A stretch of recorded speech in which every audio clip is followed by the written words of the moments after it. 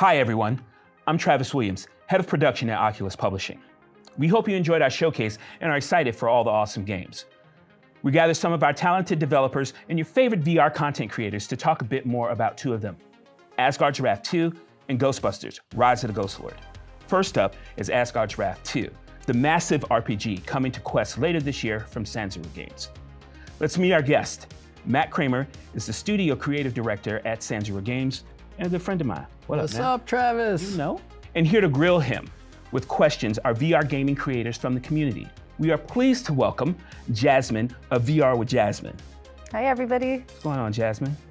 Jeff, AKA A Wolf in VR. That's me. What's going on? And Thomas, AKA Voodoo, DE. Hi, guys. Thank you all so much for being here. You guys have just seen our reveal trailer and gameplay walkthrough. I'm sure you have plenty of questions, but first, I'm going to kick things off with a question to Matt. What led your studio from the first game to Asgard's Wrath 2? Well, you know, the first game, we just knocked it out of the park. I mean, it's the largest, biggest action RPG ever made in VR. Yes. So what are we going to do? Let's make it bigger. Yes, Let's make it better. Ooh. And that is what we're doing with Asgard's Wrath 2. So I cannot wait for you guys to dig into this game. I want to so bad. Like, Wrath 2 has so many different layers of gameplay. We've got the Uncharted rifts. We've got over 60 plus hours of gameplay in large, huge, expansive worlds. 60. So you guys saw the mounts, which we'll talk about further. Yes. So you can look at that. Get zoom in on this. Look at that. That's me on the Panther thing. That's our next mocap right there. So, but you know, we've got these mounts, and so that just gives you any inkling of the size of the worlds. You can transform any of those guys at any moment.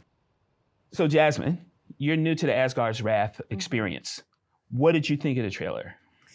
Wow, that's what I thought. The whole time, I think my jaw was on the floor, just like, what? There's more, there's more, there's more. And honestly, the entire time I was looking at it, first I did notice how beautifully designed the characters are. Like their costumes look beautiful, so intricate, which is amazing that you're able to get that on a standalone headset like the Quest. Oh yeah. But aside from that, I was also, the whole time I was feeling like, am I in a movie? I feel like I'm literally in a movie. So could you talk more about like how much of the storyline is like built into there?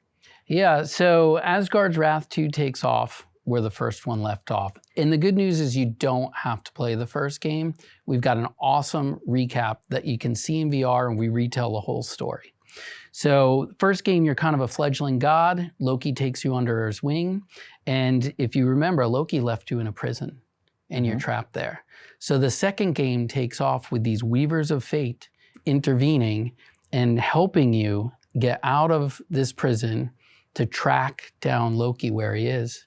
And that's where we find him, in ancient Egypt. Very cool. Jeff. Yeah. Man, look, you're old school Asgard's Wrath. Oh, yeah. Okay, so tell me, like, what's your favorite memory? Dude, okay. Pick one. Okay, my favorite thing about the first game is probably the scale of it. I mean, you know, you're a god, you're a little person, so on and so forth, but when you first walk into Jotunheim, which is the world of giants and all that, and you just look in the background and this giant's like suddenly getting up off the ground, and you're just like, way down here, and you're just like looking up, craning your neck to see these giants moving, it's just incredible. And that's something that you can only feel in VR. Absolutely, I agree. So how about this Asgard's Wrath 2? Oh man, I am so excited about it, and I assume you guys have even more like hidden collectibles and secrets all around the world that people can find. Because I remember one of my favorite parts about the first one is I played through the entire game. You know, you hit the credits, but then there are these massive like side dungeons that tell their own story, and you kind of find those in random locations. Do you have stuff like this too, where I can go out and just do an entirely different game outside the main story? Yeah, and it's something that we always think about. We're always valuing the player's time and experience in the game. So when you unlock those side quests and stuff, they're not like one or two objectives and stuff. It is a full-on narrative story that you're gonna unlock, almost with its own little ecosystem and its own little loop. So it's not kill 10 squirrels, it's go on this adventure. Yeah, we want you to feel like you're in the world, living and breathing it. I can't believe that this is on Quest 2. It's just amazing to see this kind of graphics. And my question is, how could you do that on Quest 2? And how does it look on Quest 3? Yeah, great question. So first on Quest 2, so everything you saw, that's Quest 2 footage. Absolutely looks phenomenal. Crazy. And so we're just very conscientious about what our boundaries are, what we can do and what we can't. We make those boxes very early on in development, and those are the boxes that we live in. In terms of Quest 3, the feeling of the headset is superb. I've been using this for a couple months now. Oh, The form factor is primo. It is. Really? The other thing is resolution and horsepower on this thing is phenomenal. oh, so it will even look better on Quest 3. Crazy. The first game, combat was hit or miss. On the really easy difficulty, it was actually more fun to do combat because you didn't have to do all this blocking, parrying, waiting for other stuff to happen. But in this one, combat looks so much more fun. But in addition to that, the weaponry. I mean, we got axes and your Captain America-ing a shield across there. You have this like a harp bow that's shooting yeah, things. that harp. What is that? What I do want to talk about is weapon diversity. So another thing that we haven't touched on is the sword that Abraxas has transforms into a whip. Oh yeah. And so traversal in general is taken to another level in Asgard's Wrath 2. You're going to be whipping across things. You're going to be doing combinations where you're wall running to a couple wall runs, and then you're floating in air, and then you're using the whip to pull They're like yourself flipping across. weapons. Yeah, cool. Let's say you have your mount, your wonderful mount we call Sabira, the Black Panther that you saw. She's over in the corner. She's all set up in mount form. You got to rush. You want to rush onto the mount, but she's really far away. Use your whip, pull your whip, boom. You're right on the mount. You're riding around. Oh, there's a mob of enemies out there while you're on the mount. I want to go attack those guys. Use your whip, pull yourself right to the target, and you're right off the mount. Toe-to-toe combat. And it's that kind of fluidity and feeling through the combat and the contextuals that really takes us to another level. Insane. Yeah, so it sounds like the weapons also dual, like being able to do something else. Are there any other weapons that do something else? Oh, we have a ton. I mean, the shield in its own has so many layers to it. You could throw the shield out, you could stop it in space. The axe, you could throw it, you could stop it, you can redirect it. All the weapons also have a puzzle layer to it, so you'll be able to use them for certain puzzles. You may have to redirect some switches or something, and you'll be using the axe for that. And the cool thing is that every hero that you meet, they have all different gear. So every character you're going to meet, it's going to feel like a totally different game in itself. And the coolest part is those characters you meet, those followers that you meet throughout your adventure, you bring them back to the beginning of the game, you bring them back to other locations to unlock further content. Yeah, so much stuff with the hero weapons. This game just seems to be full of the wouldn't it be cools. Right? And that's how any game starts. I know, but the thing about it is a lot of times you don't get to put that stuff in the game. You go like, wouldn't this be cool? Wouldn't this be cool? And it just seems like you just sat around and just said, hey, it'd be cool, and you put it in the game. I'm going to tell you what, wouldn't it be cool moment. So you guys saw in the trailer, there's this big lunken monster that's going around the back of the desert. That desert is called the Great Sand Sea. And you're going to see this guy. Yep, you're there right now. Yeah, I feel it. And don't turn around. See this guy in the background. And if you look closely at some of the footage in the trailer, there's going to be a moment where you're going to be toe-to-toe with that giant creature. So when you talk about epic scale and can these guys do the epic scale on the Quest 2, the stuff that you're going to fight and battle is on a huge scale. We talked about a lot of characters and gods and stuff, so there will be something like a story, of course. Will my community be able to play that game in German, for example? So on launch day, we will have all localization. Wow. And that'll be day one from right off the bat. Awesome. Nice. That's what I want to hear. So you talked about hardcore players. Will there be different difficulties like in the first part?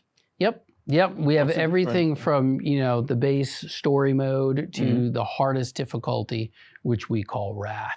Absolutely. But why? Because it will punish you. I feel it. I want to see that YouTube video, you finishing the entire game on Wrath difficulty. Well, my first series is going to be 40 episodes because it's a 60-hour game, plus dungeons, plus you have these rift mechanics. I mean, it's massive. You expect me to play it multiple times? I guess you better get on it. All right, I'll take the game right now.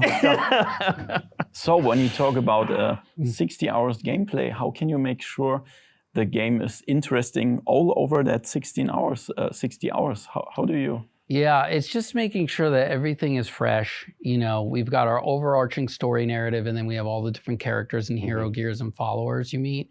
In my mind, I feel like all those little sagas are like mini ecosystems in themselves. They're mini games in themselves. Plus, we've got the Uncharted Rifts. So the Uncharted Rifts unlocks as the player's moving the game forward. They're going to meet a character called the DM.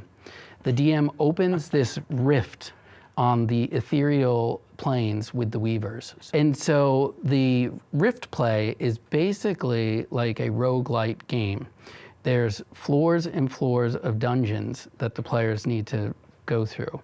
Now, what's cool about this is when you die in the Rift, Which I will. you can leave behind either a divine soul or a dread soul. A divine soul will go off into the cosmos and it'll go into someone else's game. Wow. And while they're playing those Rift Wow. dungeons, they may have your divine soul there. And let's say the wolf is having a hard time because he's probably going to have the hardest time. Probably. And he needs some extra help. He can reach out to one of those divine souls and you could pull them into your game. So I can pull That's Jasmine into my game, You could. and her soul will help me. Yep. So let's say you're not so nice and you want to throw out a dread soul. Oh boy. And so you can send out a dread soul to go to other people's games, and they'll actually be an enemy that's gonna fight other This people. is crazy. And it's an asynchronous play where you're getting feedback loops back and forth.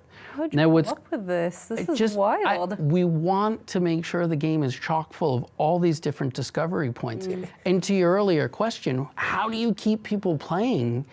Is things like this. It's the story, it's the content, it's the type of stuff that's coming and just keeping it fresh. So I think that's fresh as hell as far as I'm concerned. I mean, look, Matt, clearly you spent a lot of time making this game. It's gonna be awesome. All right, that's all from us now. Thanks a ton to Jasmine, Jeff, and Thomas for joining us today, but especially Matt. You know, Asgard's Wrath 2 is available for pre-order now with some awesome in-game items coming exclusively to MetaQuest headsets later this year.